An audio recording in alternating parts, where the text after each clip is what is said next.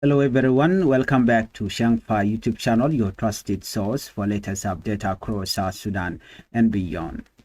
Today we have several major developments that are raising concern across the country. In this report, we will discuss a military officer leaving the opposition and joining the National Army. We'll talk about a serious humanitarian crisis in Akobo, forcing aid workers to leave. We will talk about a major charity organization stopping operation because of violence. And finally, we'll talk about a political dispute that led to the suspension of a county commissioner. These stories show the difficult situation many communities are facing today. We will update you and tell you more about things that are happening in South Sudan. Before we proceed, I would like you to help the channel by subscribing and turn on the notification bell so whenever we upload a new video, you can be notified. Let's begin our report with Escalates officer Defects. A military officer from the opposition forces has left his group and joined the National Army in Western Equatoria State.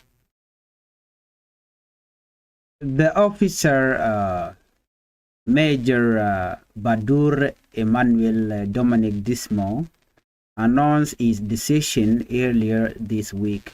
His move was confirmed by the office of the state governor. According to official, the major wrote a formal letter on March 10, 2026.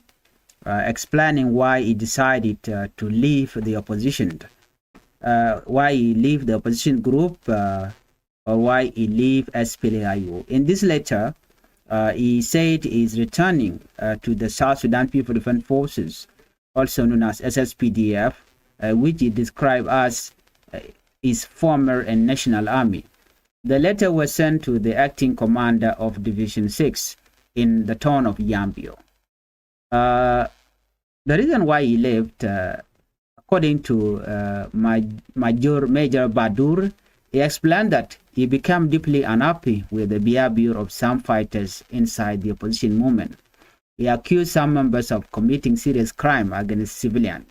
According to him, there have been cases of killings, looting of property, kidnapping of civilians, burning of homes. He said these actions go against the principles he believed in. The officer also said these actions violate the basic value of peace and protection of civilians. Let's look at the background of this Major. Major Badur spoke about his experience working with a regional monitoring body.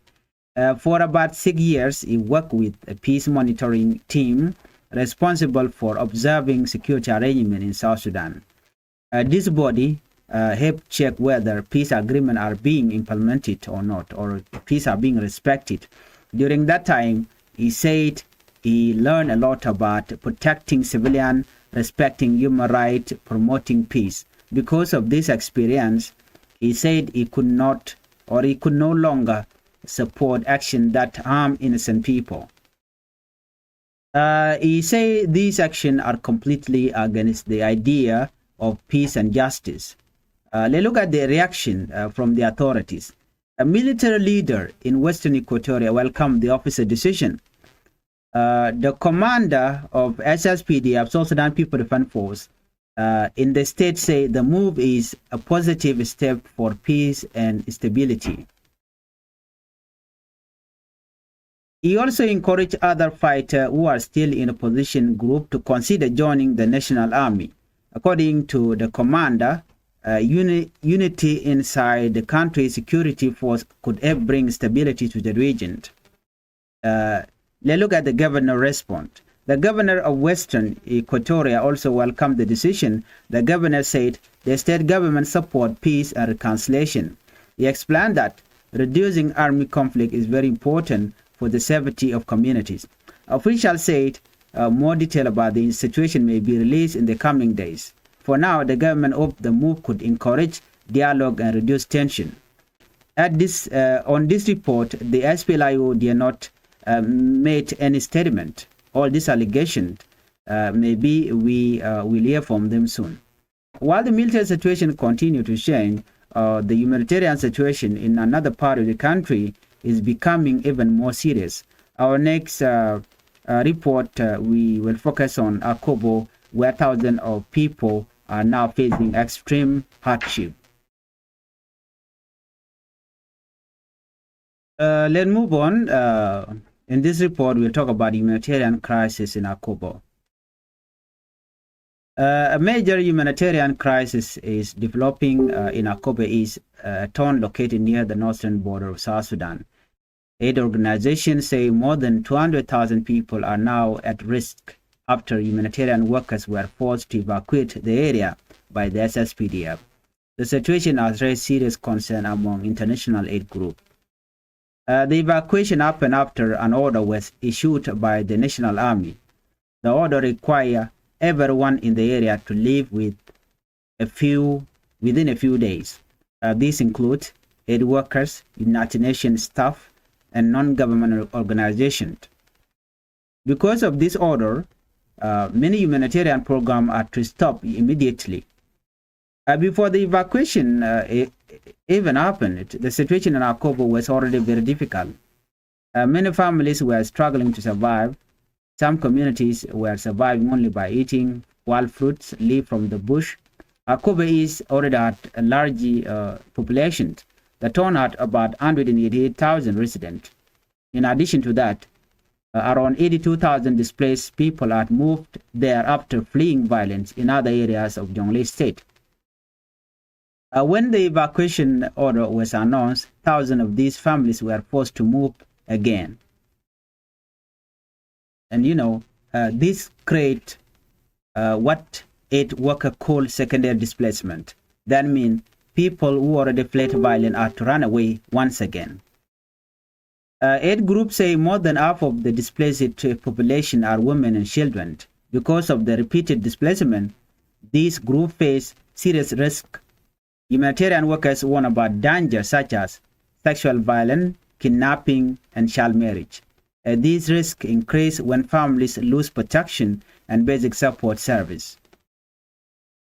One humanitarian worker described the heartbreaking scene he witnessed. He said families were forced to leave everything behind again. Some of these families had only arrived in the area a few weeks later or a few weeks earlier.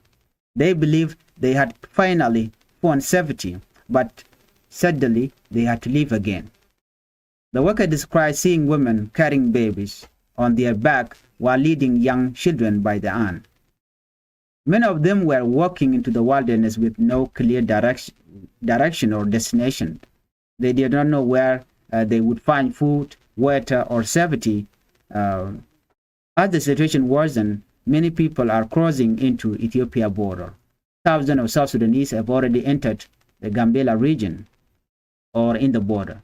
Reports say around 37,000 people recently crossed the border. This adds to about 78,000 refugees who arrived earlier this year. The arrival of more refugees is creating pressure on communities in Gambela. The region already hosts more than 450,000 South Sudanese refugees. Aid organizations say resources are limited. Funding for humanitarian operations has also been reduced. Because of this, some programs that provide clean water, sanitation services, and food assistance have already been scaled down. Experts warn that the humanitarian situation across South Sudan is extremely serious. Estimates suggest that over 10 million people may require humanitarian assistance in this year 2026. That number represents nearly two-thirds of the country's population. Among them, about 7.5 million people are at risk of severe hunger. Aid organizations are calling on all parties involved in the conflict to reduce violence and allow humanitarian workers to reach people in need. The humanitarian crisis has also affected several aid organizations working in the region. One major international charity has now suspended its operation. The international charity Save the Children has announced that it is temporarily stopping its operation in Akobo County. The decision came after violence in the area continued to increase. According to the organization said it had to move more than 45 staff members out of Akobo East. This was done for safety reasons. Aid workers explained that the security situation became too dangerous for humanitarian operations. Before leaving the area, the organization was supporting almost 100,000 children. The program includes elder services, nutrition support, education program, a child protection service, and water and sanitation program. With the organization gone, many families have lost access to these important services. The country director for Save the Children warned that the absence of humanitarian workers could make the situation worse. He explained that many families are already living in extremely difficult conditions. Some are traveling long distance while searching for safety. Many have little or no access to food, clean drinking water, and medical care. Children are particularly vulnerable. Without nutrition program and health care, the risk of malnutrition, disease, and exploitation can increase quickly. Aid workers said the longer the program remains suspended, the greater the danger for communities. This is not the first time humanitarian operations in the region have been disrupted. Just last month, the organization had to stop work in another town called Walgak. Army group reported the attack and looted their facilities there. During that attack, offices were destroyed. Their offices were destroyed. LD center was burned. Vehicles were stolen. The violence has forced a large number of people to leave their home. Humanitarian estimates suggest more than 280,000 people have been displaced in Jonglei State since December 2025. 8 women and women and children make up more than half of those affected. Aid organizations are urging all parties involved in the conflict to respect international humanitarian laws. They also ask for safe access so they can continue helping civilians. While conflict and humanitarian challenge continue in several regions, political tensions are also growing in another part of South Sudan. County commissioner suspended. A political controversy has emerged in northern Barghazal state. The governor has suspended the commissioner of Awil North County. The commissioner, Deng Quil, was removed from his position following allegation of misconduct. The suspension was announced in a gubernatorial order issued by the state governor. According to the order, the decision was made because of insubordination and lack of respect for state authority. The order instructed the commissioner to stop performing his duties immediately. In recent weeks, several accusations have been circulating among residents and local officials. One of the most serious claims involved the reported sale of an ambulance belonging to a county hospital. Although authorities have not yet confirmed the detail, the claim has raised strong concern among community members. Many people in the area depend on limited health care services. Because of this, the possible loss of medical equipment has become a major issue. A local source also say the commissioner had disagreement with several public workers. These include teachers and other civil servants. Some residents claim that during this dispute, 3 teachers were arrested. The situation has caused tension inside the county administration. Following the suspension, the county executive director has been appointed as acting commissioner. He will manage county affairs while authorities review the case. Officials said investigation and consultation will continue before a final decision is made. This incident highlights ongoing governance challenges in some part of the country. Dispute between county leader and state government can sometimes affect service delivery to communities. For residents of Wilnos, many are now waiting to see how the situation will be resolved. When we look at all these stories together, they reveal several important issues affecting South Sudan today. First, the defection of military officers show that tension still exists within army group. So whenever an officer wants to defect, that officer has first to decide where he came from in order for that officer to be accepted by the other team. Second, the humanitarian crisis in Jonglei demonstrate how conflict directly affect ordinary citizens. Third, the withdrawal of aid organization mean vulnerable communities may lose essential services. And finally, political disputes within local government can also impact public trust and governance. These issues remind us that peace, stability, and strong institutions remain essential for the country's future. And that brings us to the end of today.